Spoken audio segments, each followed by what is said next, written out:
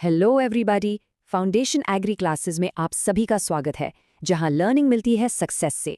आज हम एग्रीकल्चर के एक बहुत ही इंपॉर्टेंट टॉपिक को एकदम स्ट्रक्चर्ड, कॉन्सेप्ट बेस्ड और एग्जाम ओरिएंटेड तरीके से समझने वाले हैं।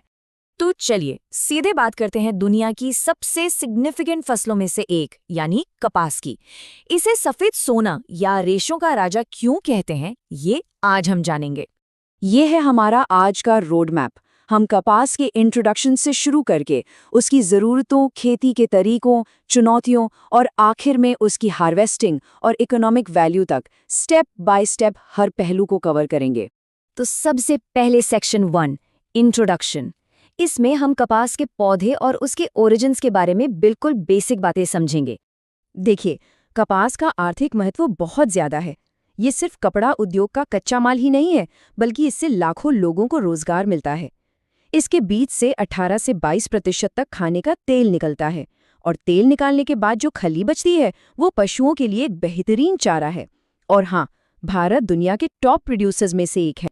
अब बात करते हैं इसकी प्रजातियों की। कपास की खेती वाली प्रजातियां दो मेन ग्रुप्स में बटी हैं, ओल्ड वर्ल्ड और न्यू वर्ल्ड। भारत में जो सबसे ज्यादा उगाया जाता है वो है न्यू वर्ल्ड का गॉसिपियम हिरसोटम। अच्छा, अब इस टेबल पर जरा ध्यान दीजिए। ये बोटैनिकल क्लासिफिकेशन है, फैमिली है मालवासी और जीनस है गॉसिपियम। लेकिन सबसे इंपॉर्टेंट जो एग्जाम में पूछा ही जाता है वो है chromosome number. Old world species यानी आर्बोरियम और हर्बेशियम ये डिप्लॉयड हैं, मतलब 2n = 26। और न्यू वर्ल्ड स्पीशीज हिस्सुटम और बारबाडेंसे ये टेट्राप्लॉयड हैं, मतलब 2n = 52। ये अंतर याद रखना बहुत जरूरी है। चलिए अब सेक्शन 2 पर आते हैं। इसमें हम देखेंगे कि एक अच्छी फसल के लिए कपास को किस तरह का क्लाइमेट, सॉइल और सीजन चाहिए होता है। कपास एक वार्म सीजन क्रॉप है, मतलब इसे गर्मी पसंद है। इसकी अच्छी ग्रोथ के लिए 25 से 35 डिग्री सेल्सियस का तापमान सबसे बढ़िया रहता है। एक बात और, पाला इसके लिए जहर के बराबर है, बहुत ज्यादा नुकसान करता है। इसे बारिश भी चाहिए, लेकिन मॉडरेट, मतलब 500 से 750 मिलीमीटर सालाना। बहुत ज्यादा पानी से इसकी वेजिटेटिव ग्रोथ तो बढ़ जाती है, लेकिन कीड़े मकोड़े भी लगने लगते हैं। मिट्टी की बात करें तो कपास के लिए सबसे अच्छी मानी जाती है वर्टिसॉल्स, जिसे हम काली कपास मिट्टी भी कहते हैं। इसकी खासियत ये है कि ये पानी को अच्छी तरह सोख कर रखती है, जो पौधे के लिए फायदेमंद है। पर हाँ, ड्रेनेज अच्छा होना चाहिए, पानी जमा नहीं होना चाहिए। भारत में कपास को मुख्य रूप से खरीफ सीजन में, मतलब जून जुलाई में बोया जाता है। और अगर सबसे बड़े उत्पादक राज्य की बात करें तो वो है गुजरात। इसके अलावा महाराष्ट्र, तेलंगाना और दूसरे राज्यों में भी इसकी अच्छी खेती होती है। तो अब आते हैं सेक्शन 3 पर, यानी कल्टीवेशन और मैनेजमेंट प्रैक्टिसेस।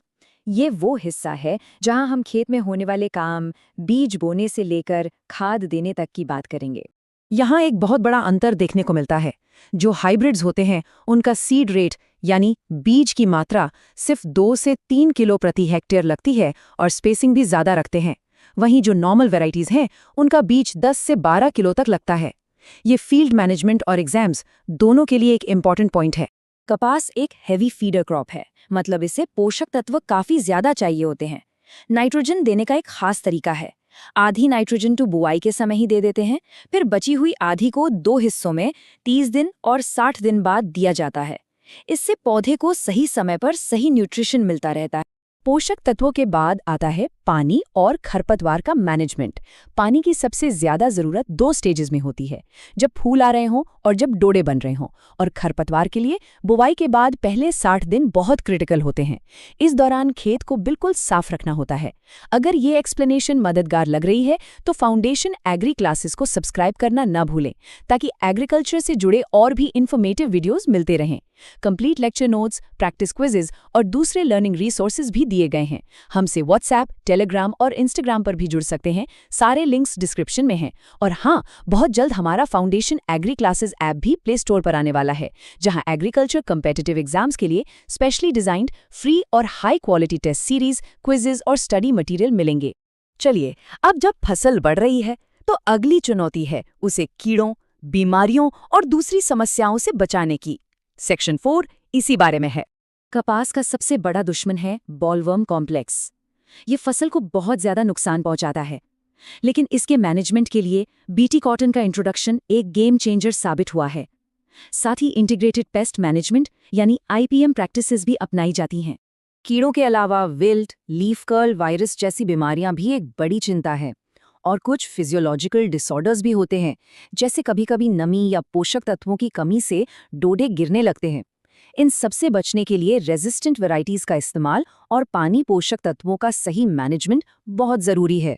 और अब आते हैं उस स्टेज पर जो पूरी मेहनत का फल है, हार्वेस्टिंग। सेक्शन 5 में हम कटाई, उपज और क्वालिटी के बारे में जानेंगे। कपास की चुनाई एक बार में नहीं होती। जैसे जैसे डोडे खिलते जाते हैं वैसे वैसे 3 से 4 बार में चुनाई की जाती है। चुनने के बाद गिनिंग की प्रक्रिया होती है, जिसमें रेशे को, जिसे लिंट कहते हैं, बीज से अलग किया जाता है। आमतौर पर 5 से 10 क्विंटल प्रति हेक्टेयर तक लिंट यील्ड मिल जाती है। तो फसल की असली कीमत तय होती है इन क्वालिटी पैरामीटर्स से। ये एग्जाम्स के लिए भी बहुत इंपॉर्टेंट है, जैसे स्टेपल लेंथ यानी रेशे की लंबाई, फाइबर स्ट्रेंथ यानी मजबूती, ये सब मिल के तय करते हैं कि कपास का बाजार में क्या भाव मिलेगा और वो किस तरह के कपड़े बनाने के लिए सूटेबल है। चलिए अब आखिरी सेक्शन पर आते हैं। इसमें हम कपास के फाइनल यूजेस को समराइज करेंगे और एग्जाम के लिए जो सबसे ज़रूरी पॉइंट्स हैं उन्हें एक बार फिर से दोहराएंगे। जैसा कि हम जानते हैं, कपास का सबसे बड़ा इस्तेमाल तो कपड़ा उद्योग में ही है, लेकिन इसके अलावा इसके बीज से तेल बनता है, खली से पशुओं का चारा बनता है और तो और मेडिकल और सर्जिकल फील्ड्स में भी इसका बहुत बड़ा योगदान है। तो चलिए एक क्विक रीकैप करते हैं। हमने देखा कि कपास को व्हाइट गोल्ड क्यों कहते हैं।